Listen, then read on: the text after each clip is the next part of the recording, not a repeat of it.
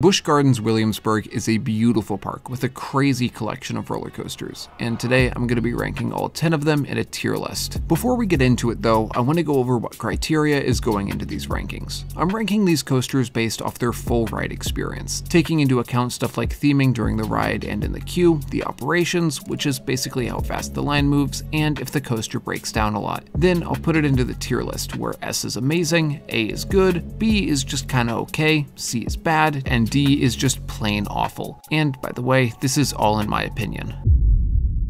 This coaster absolutely blew me away. It's glass smooth, has some fun theming, and never had a line. And it's quite possibly the most intense inverted coaster I have ever ridden. If you're unfamiliar, an inverted coaster is just a coaster where riders ride under the track. These coasters are typically pretty intense, but this one is something else. The first half alone makes it one of the most intense and powerful coasters I have ever ridden. Every single element from the first drop to the abrupt cobra roll won't just knock your socks off, it will violently remove them, as this coaster feels like it's trying to remove your feet from your body. And I understand if that doesn't sound fun to some people, but I love myself a crazy intense coaster, and Alpengeist is a crazy intense coaster. Now, that being said, the same can't be said about the second half. Because how much the mid-course brake run slows the train down, the second half is taken pretty slow. I know this kills the ride for some people, but personally, I don't mind it. Overall, Alpengeist is my favorite inverted coaster, and I'm putting it comfortably in the S tier.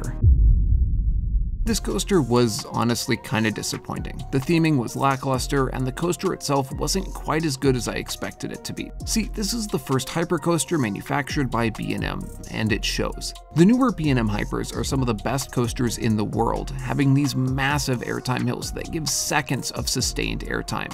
And while Apollo's Chariot appears to have these same hills, they just don't hit the same, only providing little weak bursts of airtime. Now, that's not to say this coaster is bad. A weak B&M Hyper is still a B&M Hyper, and the setting on this coaster is amazing, going pretty far back into the woods and next to a river, which makes this coaster one of the prettiest coasters I've ever ridden. And as an added bonus, the trees obscure the ride, so you don't know what to expect until you're actually riding the ride. Also, towards the end of the layout, it uses the terrain really well, using these little divots in the ground to make seemingly small airtime hills surprisingly large. And even though these also give somewhat weaker airtime, how they catch you off guard makes this some of the best airtime on the entire coaster. And while I do think this coaster could be better, it's still pretty good, so I'll put it in the A tier.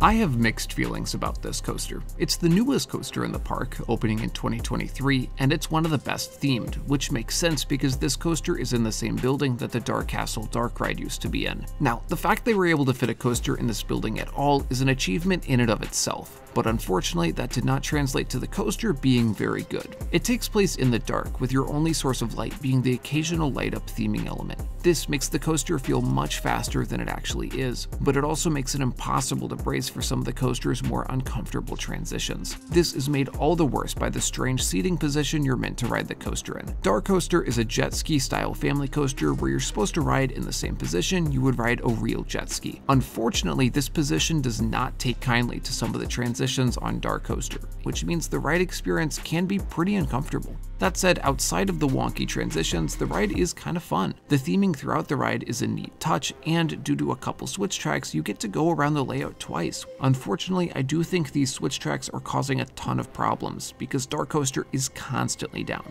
It was closed more than it was open both days I was at the park. Hopefully, in the coming years, they're able to get this figured out, because right now, it's bad. I think if they manage to make the coaster more reliable, it'll be a solid B tier coaster, but right now, DarKoaster is going to end up in the C tier.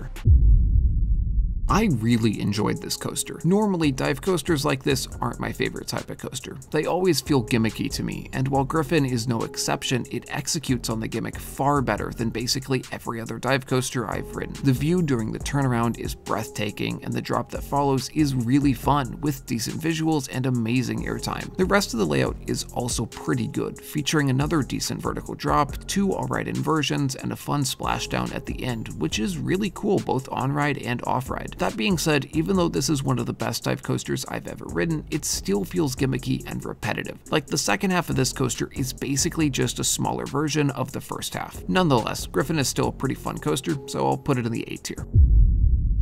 I'm gonna be entirely honest, I didn't ride this coaster. It's the park's kiddie coaster, and while it looks like a decent kiddie coaster, it can't really compete with the other coasters in the park, so I'm just gonna toss it in the C tier. I really wanted to like this coaster. It's a decently themed wooden coaster manufactured by my favorite wooden coaster manufacturer, GCI. Unfortunately, this coaster ended up being a pretty big miss. See, InvadR's layout has a ton of airtime hills, but none of them really provide any airtime because you take them at a snail's pace. This makes the ride honestly kind of boring. There are a couple moments of alright laterals here and there, but for the most part, this coaster just feels like wasted potential. That being said, I may be being a little too hard on it, as InvadR is a family coaster, and it's a pretty decent one at that. It's smooth and relatively tame, which makes it a good coaster for people that are just getting into coasters. But when riding, it does just kind of feel like they attached a family coaster drop to a layout that's designed to be a throw coaster and called it a day. Overall, I think it's an okay coaster that's just not for me. I'll put it in the B tier. Out of all the coasters at Busch Gardens Williamsburg, this was probably the biggest surprise. See, Loch Ness Monster is an old aerodynamics coaster. If you're unfamiliar, Aero was one of the most innovative and influential coaster manufacturers of all time. But as time has gone on, their coasters have started to develop a reputation for being some of the roughest and most unpleasant coasters out there. And because of that, when I got in line, I had pretty low expectations for Loch Ness Monster, but it blew them out of the water. Loch Ness Monster is easily the smoothest and best aero coaster I have ever ridden. Don't get me wrong, it still has some of the aero jank, but it's overall a really enjoyable coaster that has a beautiful setting and one of the most unique elements I've ever seen. The interlocking loops are unlike any other coaster I have ever ridden. The visual of being able to look up and see another loop going through your loop and then looping through a loop is unlike anything else in the world. Literally, these are the only interlocking loops in the world. Now, that being said, the coaster does do a little bit of meandering trying to get the loops to line up, with nearly all the track that isn't the loops themselves feeling just a little unnecessary, like the tunnel and the big ol' turn after the second lift hill. But frankly, this is just nitpicking, and Loch Ness Monster is easily A tier. This is an amazing coaster. It's glass smooth, and even though it doesn't feature any theming, it doesn't need to because it is the best layout out of any coaster in the park. The floaty section at the beginning is great, the swing launch is incredible, the view from the top of the top hat is one of the best in the entire park, and everything that follows is executed perfectly. This coaster seriously has one of the best paced and most varied layouts I have ever experienced, and every time I got off it, I just wanted to get back in line and ride again. Unfortunately, this is where the issues start for Pantheon, because this coaster featured the slowest operations out of any coaster in the entire park. Like one time a station wait took 45 minutes. On top of that, the employees operating this ride were relatively rude, constantly threatening people with removal from the park and ignoring questions from guests. This really put a damper on the ride experience, and even though the coaster itself is amazing, I only ended up riding a few times because everything leading up to the actual ride itself is just so unpleasant. That being said, I am gonna give this coaster the benefit of the doubt. I could have just been at the park on a bad day, and something could have happened earlier in the day that caused the operators to be in a bad mood and be more strict. And on top of that, the coaster is just so good. It easily deserves joining Alpengeist in the S tier. I've ridden a few coasters like this before, and every time I ride one, I get more and more disappointed. Don't get me wrong, this coaster isn't bad, but at the same time, it's not good. Its layout does feature a few solid moments, like the slow hang-time filled Heartline roll super high in the air, but other than that, it doesn't really do much of anything, and the real meat of the ride only lasts like 15 seconds. Other than that, you're either gaining speed to make it up to that roll or slowing down. And while the forwards and backwards launches are fun, it's across from Pantheon, which does the exact same thing like 10 times better, all while having a much longer and more complete layout. Add to that the fact that Tempesto can only operate using one train, which means that the line moves brutally slow, and how this one train is one of the most tight and uncomfortable trains I've ever experienced, and you have one of the most meh and forgettable coasters in the entire park. Like, I'm gonna be entirely honest, until I started working on this video, I completely forgot this coaster existed, and out of every coaster at Busch Gardens Williamsburg, this was the only one that I never felt the need to re-ride, so it's gonna go in the C tier.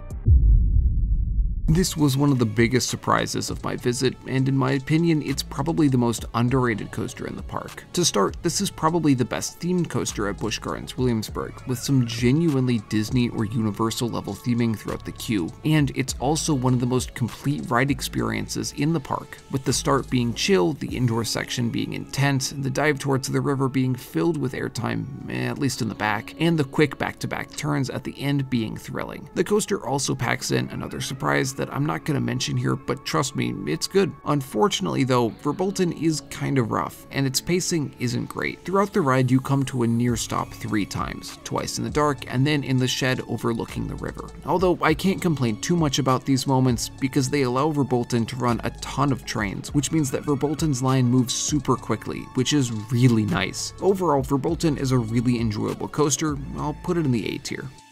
So here's my completed list. I'm curious to know what y'all think. Do you agree? Do you disagree? Let me know in the comments. And by the way, if you enjoyed this video, you'll probably also enjoy this video where I go way more in depth into Verbolten as well as some other underrated family coasters.